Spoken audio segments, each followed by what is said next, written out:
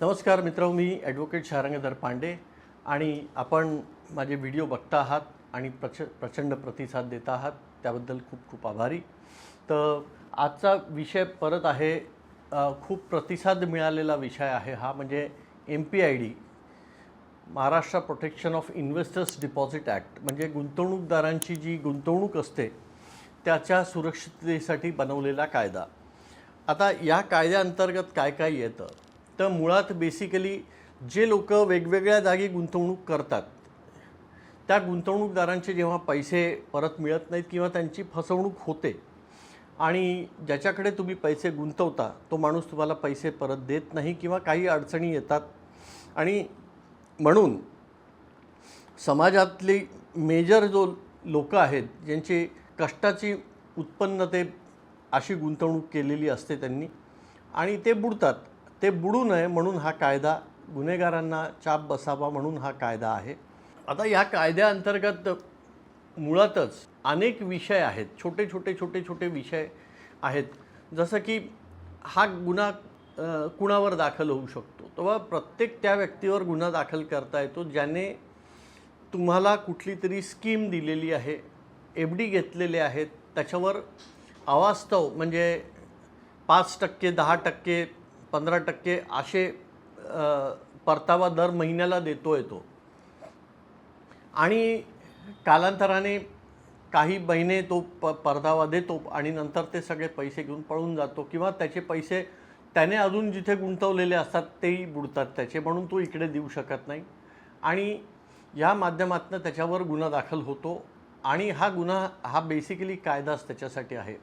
पण एक लक्षात घ्यावं लोकांनी की गुंतवणूक करताना तुम्ही गुंतवणूक कुणाकडे करताय, पण असते की कुठल्याही व्यवसायामध्ये दर महिन्याला 5%, दर महिन्याला 8%, दर महिन्याला 10%, 12%, 18%, 20% पर्यंत व्याज देणं हे शक्य नाही. कुठल्याच व्यवसायात एवढा नफा होत नाही. त्यामुळे तुम्हाला जर असं कोणी प्रलोभन देत असेल तर सगळ्यात पहिली गोष्ट म्हणजे त्या प्रलोभनाला बळी पडू नका. कारण की जास्तीत जास्त तुम्हाला जो रिटर्न मिळतो दर महिन्याला बँकेत, अगदी कोऑपरेटिव्ह बँकेत जरी तुम्ही पैसे टाकले तरी तो फक्त 12% वर्षाला असतो. 12% वर्षाच्या वर जर कुणीही तुम्हाला जर कुठलंही प्रलोभन देत असेल तर कृपया करून त्याला बळी पडू नका. कारण की तुम्ही जर एखाद्या व्यक्तीच्या खात्यावर स्वतःहून पैसे टाकत असाल, तुम्ही त्याच्याकडे त्याच्या ऑफिसवर जाऊन पैसे देत असाल, तुम्ही स्वतःहून त्याच्याकडे गुंतवणूक करत असाल, फक्त हे बघून की अरे माझ्या शेजाऱ्याने पैसे टाकले, त्याला 8% परतावा मिळाला 2-4 महिने म्हणून मी पण टाकतोय, किंवा कुणीतरी सांगितलं की इथे पैसे टाका म्हणून मी टाकलेत. तर असे जेव्हा गुन्हे दाखल होतात तेव्हा या गुन्ह्यांना यांचा बेस जो असतो तो कमकुवत होतो, याचा पायाच मुळात कमकुवत राहतो, आणि अशा केसेसमध्ये गुन्हेगारावर तुम्ही जरी गुन्हा दाखल झाला तरी त्याला पुढे त्रास होत नाही, कारण की त्याला जामीनही मिळतो सोप्या रीतीने, आणि पुढे तो निर्दोष सुटायची शक्यता खूप जास्ती असते. कारण की जवळपास 90% MPIDतले गुन्हे हे खोटे गुन्हे आहेत. लोकांना जेव्हा पैसा मिळत असतो तोपर्यंत लोकांना काही वाटत नाही. 6 महिने 8 महिने तुम्हाला परतावा मिळतोय, तुम्ही तो परतावा एन्जॉय करताय, आणि जेव्हा परतावा बंद होतो तेव्हा तुम्ही त्याच्यावर गुन्हा दाखल करता.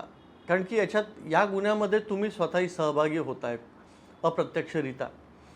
कारण की तुम्ही स्वतःहून पैसे दिलेले आहेत, तुम्हाला कुठलंही प्रलोभन दिलेलं नाही आहे. प्रलोभन कुठे असतं, तर इन शॉर्ट प्रलोभन म्हणजे एखाद्या गुंतवणूकदाराने जर पेपरमध्ये जाहिरात दिली आहे की तुम्ही आमच्याकडे पैसे गुंतवा आणि भरघोस परतावा घ्या, असा जर जाहिरात असेल तर त्याच्यावर MPID खाली गुन्हा होऊ शकतो. किंवा त्याने हॉटेलमध्ये किंवा तुमच्या घरी येऊन प्रेझेंटेशन दिलेलं असेल आणि त्याचे तुम्हाला कागदोपत्री सगळे चार्ट्स, बीट्स किंवा ब्रोशर्स दिलेले असतील, आणि त्याच्यात त्याने मेन्शन केलेलं असेल की बाबा तुम्ही जर माझ्याकडे गुंतवले असे पैसे तर त्याच्यात मी असं करणार आहे, त्याच्यात तुम्हाला इतके दर महिन्याला खूप जास्ती असे प्रलोभनाचे जे व्याजदर असतात त्याप्रमाणे मी देईन, या सदराखाली जर असेल तर तो गुन्हा आहे. किंवा ठेवी जर घेतल्या असतील एखाद्या खाजगी कंपनीने किंवा सहकारी बँकेने जर ठेवी घेतलेल्या असतील, त्या ठेवीच्या पावत्या दिलेल्या असतील, तर त्या पावत्याच्या अगेन्स्टमध्ये जर पुढे जर त्या बँकेने किंवा त्या कंपनीने जर तुमचे पैसे बुडवले तर तुम्ही MPID खाली गुन्हा दाखल करू शकता. पण जर तुम्ही हातउसने रक्कम दिलेली आहे कुणाला, म्हणजे तुमचा आपसातला व्यवहार आहे, आर्थिक व्यवहार आहे दोन लोकांमधला, की एखाद्याला बिझनेससाठी काही गरज आहे, त्याने व्यवसायासाठी तुमच्याकडे पैसे मागितले, तुम्ही त्याला पैसे दिले, त्याने तुम्हाला चेकसुद्धा दिला, धनादेश दिला आणि नंतर काही कारणामुळे तो धनादेश वटला नाही, तर 138 कलमाखाली निगोशिएबल इन्स्ट्रुमेंट ॲक्टच्या तुम्हाला त्याच्यावर केस दाखल करता येते. पण अशा केसमध्ये जर तुम्ही MPIDचा गुन्हा लावायचा प्रयत्न केला तर कदाचित पोलीस लावतीलही, पण तो गुन्हा न्यायालयात टिकणार नाही, कारण की हात उसने कर्जाचं व्यवहार आहे. त्याच्यात तुमची लिखापडी किंवा समजुतीचा करारनामा किंवा MOU ॲग्रीमेंट असं काही हस्ताक्षरित असेल आणि त्याच्यात स्पष्टपणे लिहिलेलं असेल की हा हात उसने कर्जाचा व्यवहार आहे, तर अशा वेळेस MPIDचा गुन्हा दाखल व्हायची शक्यता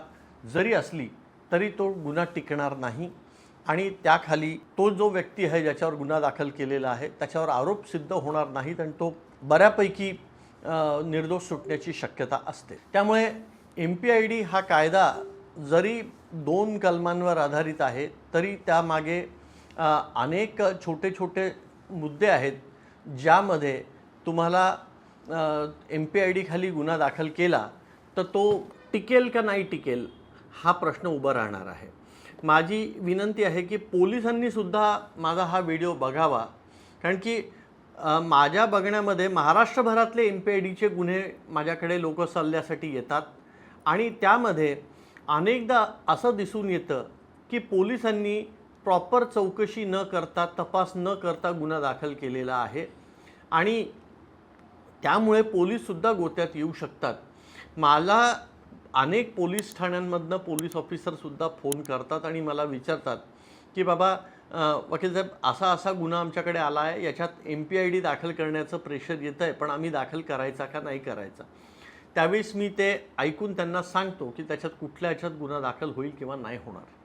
सो असंच आहे की पोलिसांनीसुद्धा गुन्हा दाखल करताना योग्य तो गुन्हा दाखल करावा, खरी ती रक्कम गुन्ह्यामध्ये नोंद करावी, कारण नसताना रोख रकमा त्याच्यात ॲड करून फुगवटा तयार करू नये. कारण की जर रोख रकमा 2 लाखाच्या वर जर असतील आणि फुगवटा करून 10-10 लाख 20-20 लाख रुपये रोख दिले जर असतील तर तुम्ही कोर्टामध्ये जेव्हा ही केस चालेल किंवा गुन्ह्यासाठी साक्ष पुराव्याला येईल तुम्ही सुद्धा अडकाल आणि आयकर खात्याच्या तुमच्यावर रेड पडू शकतील, कारण की इतक्या रकमा रोख रकमा तुमच्याजवळ बाळगणे किंवा रोख रकमेचे व्यवहार करणे हा सुद्धा गुन्हा असतो आणि तुमच्यावर सुद्धा आयकर खात्याकडनं जेवढी रक्कम तुम्ही रोख दाखवली आहे त्याच्या दुप्पट रकमेचा पेनॉल्टी तुम्हाला लागू शकते. त्यामुळे खोट्या रकमा फुगवून दाखवणंपासनं अलिप्त राहा किंवा अशा खोट्या रकमा टाळणं जास्त योग्य राहील आणि पोलिसांनाही तो सल्ला राहील. मला असं वाटतं की मी या विषयावर बऱ्यापैकी अगदी थोडक्यात पण खूप चांगली माहिती दिलेली आहे. जर हा व्हिडिओ आवडला तर नक्की शेअर करा, लाईक करा आणि माझा चॅनल सबस्क्राईब करा. परत नवीन विषयावर भेटू. नमस्कार.